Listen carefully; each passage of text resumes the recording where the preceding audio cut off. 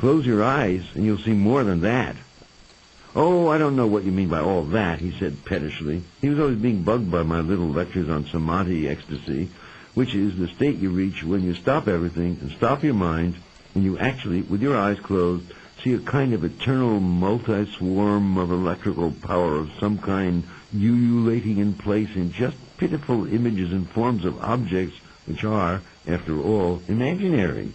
And if you don't believe me, come back in 1,000,000,000 years and deny it. For what is time?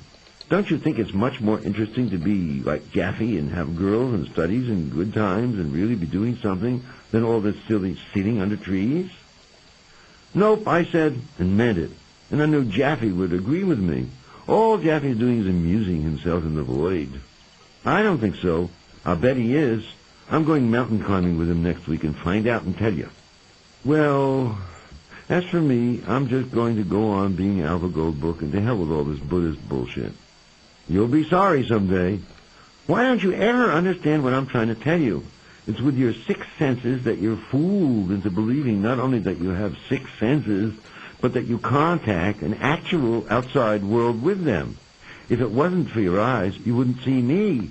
If it wasn't for your ears, you wouldn't hear that airplane. If it wasn't for your nose, you wouldn't smell the midnight mint. If it wasn't for your tongue taster, you wouldn't taste the difference between an A and B. If it wasn't for your body, you wouldn't feel princess. There is no me, no airplane, no mind, no princess, no nothing. You, for Christ's sakes, do you want to go on being fooled every damn minute of your life?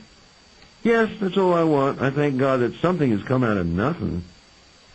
Well, I got news for you. It's the other way around. Nothing has come out of something, and that something is Dharmakaya, the body of the true meaning. That nothing is this and all that twaddle and talk. I'm going to bed. Well, sometimes I see a flash of illumination in what you're trying to say, but believe me, I got more of a satori out of princess than out of words. It's a satori of your foolish flash, you lecher. I know that my Redeemer liveth. What Redeemer and what liveth? Let's cut this out and just live. Balls, when I thought like you, Alva, I was just as miserable and graspy as you are now.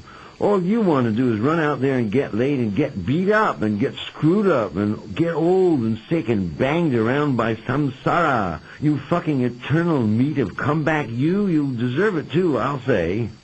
That's not nice.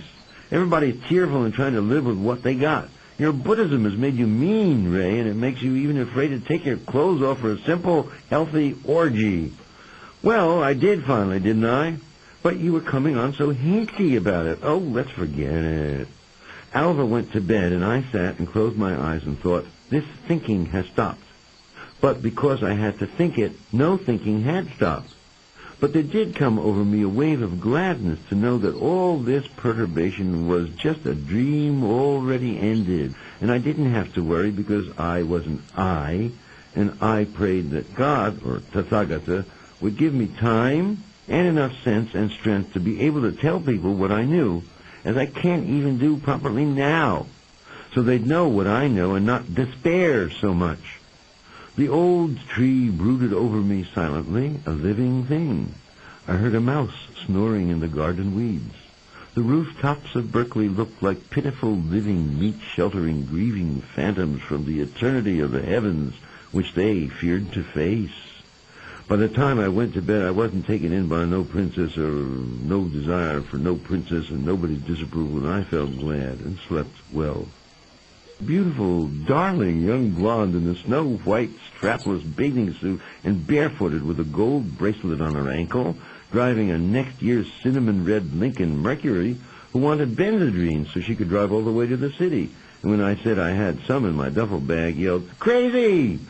I saw Jaffe loping along in that curious long stride of the mountain climber, with a small knapsack on his back filled with books and toothbrushes and whatnot, which was his small going-to-the-city knapsack, as apart from his big full rucksack complete with sleeping bag, poncho, and cook pots. He wore a little goatee, strangely oriental looking with his somewhat slanted green eyes, but he didn't look like a bohemian at all, and was far from being a bohemian, a hanger-oner around the arts. He was a wiry, sun-tanned, vigorous, open, all howdies and glad talk and even yelling hello to bums on the street, and when asked a question, answered right off the bat from the top or the bottom of his mind, I don't know which, and always in a sprightly, sparkling way. "Where did you meet Ray Smith?" they asked him when we walked into The Place, the favorite bar of the Hepcats around the beach. "Oh, I always meet my bodhisattvas in the street," he yelled, and ordered beers. It was a great night, a historic night in more ways than one. He and some other poets, he also wrote poetry and translated Chinese and Japanese poetry into English, were scheduled to give a poetry reading at the Gallery 6 in town. They were all meeting in the bar and getting high. But as they stood and sat around, I saw that he was the only one who didn't look like a poet, though poet he was indeed. The other poets were either horn-rimmed intellectual hepcats with wild black hair like Alva Goldbook, or delicate, pale, handsome poets like Ike O'Shea in a suit, or out-of-this-world, genteel-looking Renaissance Italians like Francis de Pavia, who looked like a young priest, or bow-tied, wild-haired old anarchist fuds like Reinhold Cacoethes, or big, fat, bespectacled, quiet boo-boos like Warren Coughlin. And all the other hopeful poets were standing around in various costumes, worn at the sleeves corduroy jackets, scuffly shoes, books sticking out of their pockets. But Jaffe was in rough working man's clothes he'd bought second-hand in Goodwill stores to serve him on mountain climbs and hikes, and for sitting in the open at night, for campfires, for hitchhiking up and down the coast. In fact, in his little knapsack, he also had a funny green alpine cap that he wore when he got to the foot of a mountain, usually with a yodel before starting to tromp up a few thousands of feet. He wore mountain climbing boots, expensive ones, his pride and joy, Italian make, in which he clomped around over the sawdust floor of the bar like an old-time lumberjack. Jaffe wasn't big, just about 5'7", but strong and wiry and fast and muscular. His face was a mask of woeful bone, but his eyes twinkled like the eyes of old giggling sages of China over that little goatee to offset the rough look of his handsome face. His teeth were a little brown from early backwoods neglect, but you never noticed that, and he opened his mouth wide to guffaw at jokes.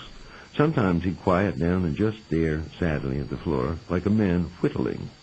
He was merry at times. He showed great sympathetic interest in me and in the story about the little St. Teresa bum and the stories I told him about my own experiences hopping freights or hitchhiking or hiking in woods. He claimed at once that I was a great bodhisattva, meaning great wise being or great wise angel, that I was ornamenting this world with my sincerity. We had the same favorite Buddhist saint, too, Avalokiteshvara, or, in Japanese, Kwannon, the 11-headed. He knew all the details of Tibetan, Chinese, Mahayana, Hinayana, Japanese, and even Burmese Buddhism, but I warned him at once I didn't give a goddamn about the mythology and all the names and national flavors of Buddhism, but was just interested in the first of Sakyamuni's 4 noble truths: all life is suffering. And, to an extent, interested in the third, the suppression of suffering can be achieved, which I didn't quite believe was possible then. I hadn't yet digested the Lankavatara scripture, which eventually shows you there's nothing in the world but the mind itself, and therefore all's possible, including the suppression of suffering. Jaffe's buddy was the aforementioned boo-boo, big, old, good-hearted Warren Coughlin, 180 pounds of poet's meat, who was advertised by Jaffe, privately in my ear, as being more than meets the eye. Who is he? He's my big best friend from up in Oregon. We've known each other a long time. At first you'd think he's slow and stupid, but actually he's a shining diamond. You'll see. Don't let him cut you to ribbons. He'll make the top of your head fly away, boy, with a choice chance word. Why? He's a great mysterious bodhisattva. I think maybe a reincarnation of a sangha.